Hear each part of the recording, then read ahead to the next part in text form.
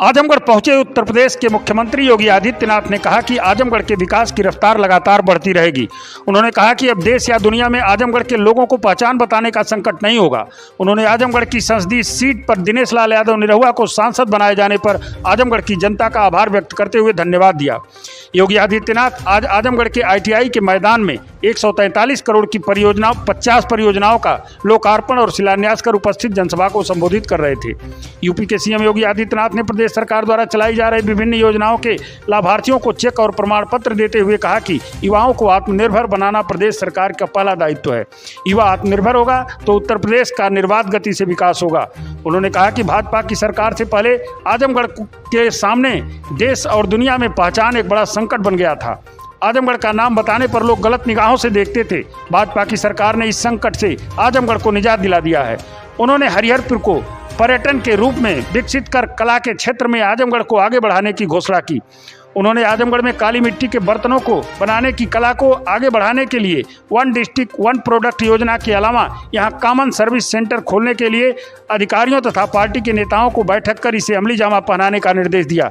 उन्होंने यहां के मेडिकल कॉलेज में पैरामेडिकल कोर्स कराने की भी बात कही। उन्होंने कहा कि आजमगढ़ को जोड़ने वाली पूर्वांचल एक्सप्रेसवे यहाँ के विकास में मील का पत्थर साबित होगा।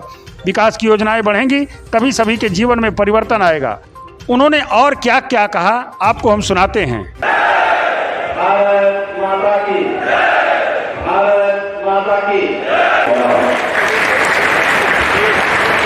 क्या आप सबने अभी हाल ही में संपन्न हुए उपचुनाव में लोकसभा की सीट पर भारतीय जनता पार्टी के प्रत्याशी और लोकप्रिय भोजपुरी अभिनेता श्री दिनेश लाल यादव जी को यहां से विजयी बना करके देश की सर्वोच्च पंचायत में भेजा है।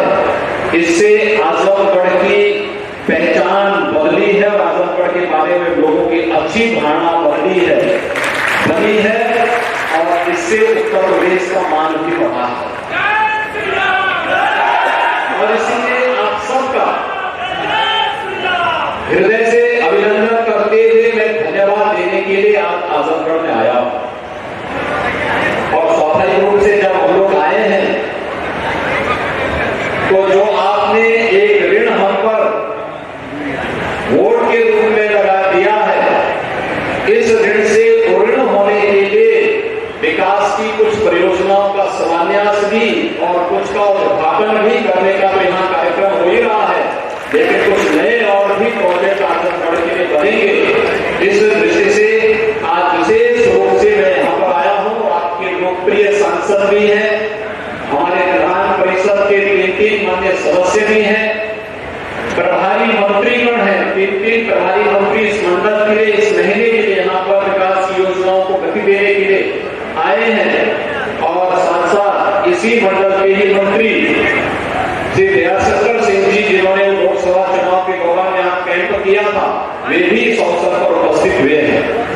भाइयों बहनों, आज यहाँ पर 50 विकास की परियोजनाओं का लोकार्पण और शिलान्यास हो रहा है, जिसमें 143 करोड़ 10 लाख रुपए से अधिक की राशि खर्च हुई है या हो रही है। और इसके लिए मैं आप सबको हृदय से बधाई देता हूँ, आप सबका मैं अभिनंदन भी करता हूँ और आप सबके प्रति अपनी शुभकामनाएं भी व्यक्त करता हूँ। विकास के पथ पर अग्रसर होने वाला एक प्रमुख जनपद है और होना भी चाहिए। जो पोटेंशियल यहाँ पर थी, जो प्रतिभा यहाँ पर थी, वह प्रतिभा राजनीति की संकीर्णताओं के कारण देश के राजकीय क्षितिज पर उन विभाजनकारी ताकतों का शिकार हो गई, जिसने आजमगढ़ जैसे जनपद के नौजवानों के सामने पहचान का संकट खड़ा किया। याद करिए, आज से 5 वर्ष पहले जब आजमगढ़ का नौजवान आजमगढ़ के बाहर कहीं जाता था, उसके सामने अपनी पहचान को छुपाने के लिए मजबूर होना पड़ता था। कारण था क्योंकि अगर वह बोलता था कि मैं आजमगढ़ से आया हूं, तो भाइयों बहनों, आजमगढ़ धर्मशाला में कोई ठहरने के लिए अनुमति नहीं देता था और कोई अपने मोहल्ले में किराए पर भी नहीं रहने देता था। क्या बीती होगी जो नौजवान इस दौरान आजमगढ़ से बाहर रोजी रोजगार के लिए निकला होगा। लेकिन आपने इस धारणा को बदलने के लिए प्रधानमंत्री मोदी जी ने एक भारत श्रेष्ठ भारत के अभियान को आगे बढ़ाने का कार्यक्रम किया। उत्तर प्रदेश के अंदर भारतीय जनता पार्टी की जब सरकार 2017 में बनी तो सरकार बनने के बाद जो अनेक प्रकार के कार्यक्रम हम लोगों ने प्रदेश के लिए तय किए थे। आजमगढ़ के अंदर भले ही हमारा विधायक न बना हो, भले ही हमारे सांसद न जीते हो, हमने लोकसभा चुनाव में भी आजमगढ़ की भी और लालगंज की भी सीट हम लोग हारे थे, लेकिन हमने आजमगढ़ के विकास को अवरुद्ध नहीं होने दिया। पूर्वांचल एक्सप्रेस वे प्रधानमंत्री मोदी जी ने इसी आजमगढ़ में आकर के जुलाई 2018 में उसका शिलान्यास किया था। पूर्वांचल एक्सप्रेस वे ने आजमगढ़ के विकास को एक नई गति दे दी है। अब यहां से लखनऊ जाना हो, भाइयों बहनों, मात्र 2 घंटे में आप लखनऊ पहुंच सकते हैं।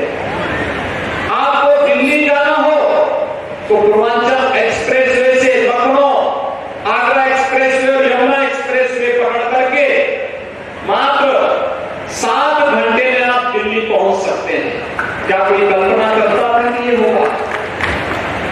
आजमगढ़ की जो वर्षों से मांग थी कि आजमगढ़ में विश्वविद्यालय स्थापित होना चाहिए, कहने के लिए बहुत सारे लोग आजमगढ़ में आए,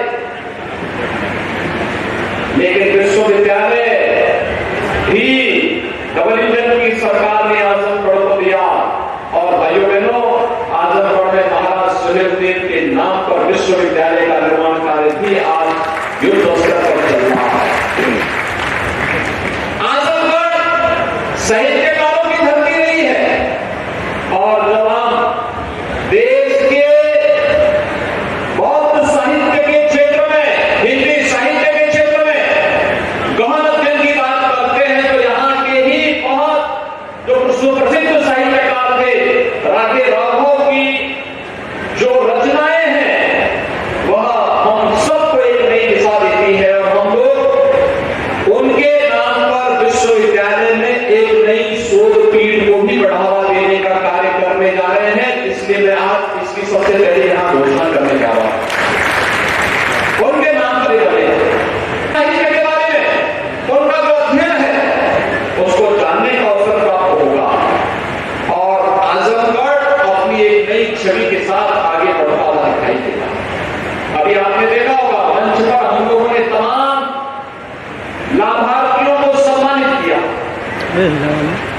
किसी को प्रधानमंत्री आवास योजना मिला है, किसी को मुख्यमंत्री आवास मिला है, किसी को आयुष्मान भारत का कार्ड मिला है, किसी को राशन कार्ड में अंत्योदय का राशन कार्ड मिला है,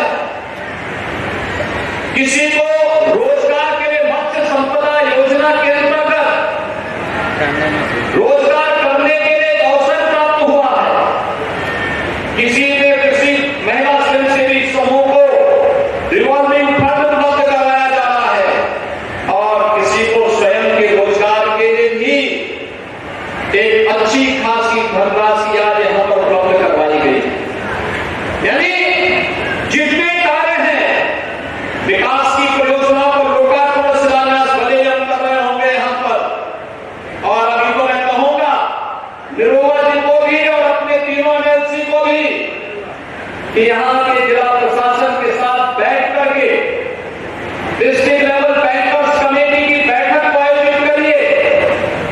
उत्तर प्रदेश के व्यवसायिक शिक्षा और कौशल विकास विभाग के साथ बैठक करिए और एक भारी रोजगार मेले का आयोजन आजमगढ़ के अंदर किया जाए, जिससे यहाँ के नौजवानों को आजमगढ़ के अंदर ही नौकरी की संभावना के नियुक्ति पत्र यहीं से जारी हो सके। मैं कल गोरखपुर में था, भाइयों बहनों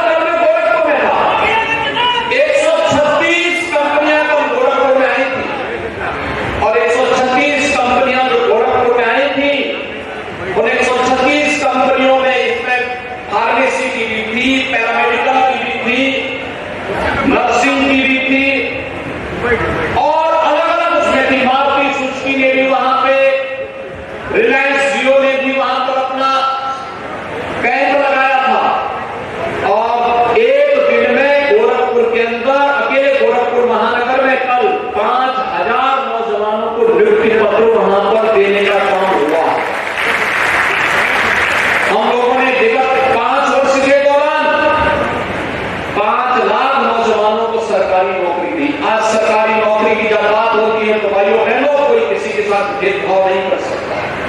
आज हमारे उत्तर प्रदेश के नौजवानों के साथ कोई भेदभाव नहीं कर सकता। नौजवान को उसकी योग्यता के अनुरूप नौकरी देना इस सरकार का कार्य है, सरकार ने किया।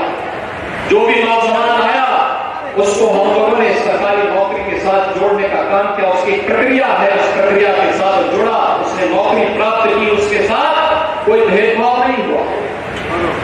1,61,00,000 प्रदेश के नौजवानों को रोजगार की संभावनाओं के साथ जोड़ा। प्रदेश के अंदर कानून व्यवस्था की बेहतर स्थिति ने आज प्रदेश के अंदर रोजगार की संभावनाओं को आगे बढ़ाया, इस कार्यक्रम को आगे बढ़ाया है। हमने उन्हें बैंकों से लोन दिलाया, सस्ते दर पर लोन दिलाया, आवश्यकता पड़ी तो सरकार से सब्सिडी भी दी उन्हें। मुख्यमंत्री अप्रेंटिसशिप की योजना दिलाई कि विश्वविद्यालय, महाविद्यालय, पॉलिटेक्निक, इंजीनियरिंग कॉलेज में पढ़ने वाले जो हमारे छात्र हैं, अगर वह उद्योग के साथ जुड़ते हैं, आवश्यक नहीं कि हर परिवार की आर्थिक स्थिति एक जैसी होगी। जो कमजोर परिवार के लोग हैं, फीस नहीं है, हम उसको उद्योग के साथ उस नौजवान को सब जोड़ेंगे और मुख्यमंत्री अप्रेंटिसशिप योजना के अंतर्गत उस नौजवान को एक निश्चित मानदेय सरकार भी उपलब्ध कराएगी, उद्योग भी उपलब्ध कराएगा और पढ़ाई भी करेगा, उद्योग में काम भी करेगा, अपना प्रोजेक्ट वर्क भी आगे बढ़ाता जाएगा और उसके सामने आजीविका का संकट भी नहीं खड़ा होगा। वो कहीं भी जाएगा, देश और दुनिया के अंदर उसे सम्मान मिलेगा। ओडीओपी के लिए भी हम यहां पर कार्य करने जा रहे हैं। वन डिस्ट्रिक्ट वन प्रोडक्ट, आपने देखा होगा अभी मुझे यहां के जिलाध्यक्ष ने और यहां के सांसद जी ने एक जनपद एक उत्पाद की जो ब्लैक पोल्ट्री है वो मुझे भेंट की, मंत्रियों को भेंट की। यह आजमगढ़ की एक पहचान है, यहाँ के हस्तशिल्पियों, यहाँ के कारीगरों ने आप देखिए विपरीत परिस्थितियों में भी इस कार्यक्रम को आगे बढ़ाया। और मैं यहाँ के जिला प्रशासन से कहूंगा कि इस उद्यम को आगे बढ़ाने की आवश्यकता, अधिक से अधिक लोग इसमें रोजगार के साथ जुड़ सके, इन्हें फ्री में मिट्टी मिल सके। जहां हमें व्यवस्था देनी होगी वहीं कॉमन सर्विस सेंटर के माध्यम से ये तकनीक उपलब्ध कराना, इनके मार्केटिंग की व्यवस्था कराना, इन्हें हर प्रकार की सुविधाओं से युक्त करना और ये सभी कार्यक्रमों के साथ अगर हम इसे जोड़ते हुए दिखाई देंगे तो भाइयों बहनों विकास दूर नहीं होगा और साथ साथ हर नौजवान स्वावलंबन की ओर अग्रसर होगा और नौजवान अगर स्वावलंबन की ओर अग्रसर हो गया तो समाज और राष्ट्र स्वयं स्वावलंबी हो जाएगा। हमारी सबसे बड़ी ताकत है हमारा नौजवान और इस नौजवान को हर प्रकार से तकनीक से युक्त करने के लिए इस सरकार ने तय किया है कि 2 करोड़ स्नातक और प्रास्नातक नौजवानों को हम टैबलेट और स्मार्टफोन की सुविधा से युक्त करेंगे। अब तक हम लोग लगभग 15 लाख नौजवानों को टैबलेट और स्मार्टफोन उपलब्ध करवा चुके हैं। हमारा प्रयास है इसे उच्च स्तर पर आगे बढ़ाने का। कोरोना के कारण चिप्स होती है जो हर टैबलेट और स्मार्टफोन पे लगती है, वो नहीं उपलब्ध हो पा रही है। प्रोडक्शन थोड़ा धीमा है, अन्यथा तक हम बड़े पैमाने पर नौजवानों को इस सुविधा से युक्त कर सकते हैं, करने की हमारी इच्छा थी। और भाइयों बहनों हमारा संकल्प है इस कार्यक्रम को हम आगे बढ़ाएंगे और इसीलिए आज यहाँ पर ओडीओपी के लिए कॉमन सर्विस सेंटर की स्थापना का कार्यक्रम युद्ध स्तर पर आगे बढ़े। इसके लिए मैं एमएसएमई विभाग से भी कहूंगा और जिला प्रशासन भी इस प्रकार का एक प्रस्ताव इसको भेजे जिससे ब्लैक पोल्ट्री के माध्यम से ढेर सारे लोगों को यहाँ पर रोजगार की संभावनाओं के साथ आगे हम बढ़ा सकें। यहाँ के नौजवानों को हाई स्कूल आईटीआई के मैदान में इस जनसभा स्थल पर पंचायती राज मंत्री भूपेंद्र सिंह चौधरी, परिवहन मंत्री स्वतंत्र प्रभार दयाशंकर सिंह, विधान परिषद सदस्य यशवंत सिंह, विक्रांत सिंह रिसू, विजय बहादुर पाठक, पूर्वांचल विकास बोर्ड के उपाध्यक्ष नरेंद्र सिंह, भाजपा के वरिष्ठ नेता अखिलेश मिश्रा गुड्डू, सत्येंद्र राय, वंदना सिंह, मंजू सरोज, कृष्ण मुरारी विश्वकर्मा सहित तमाम लोग मौजूद रहे।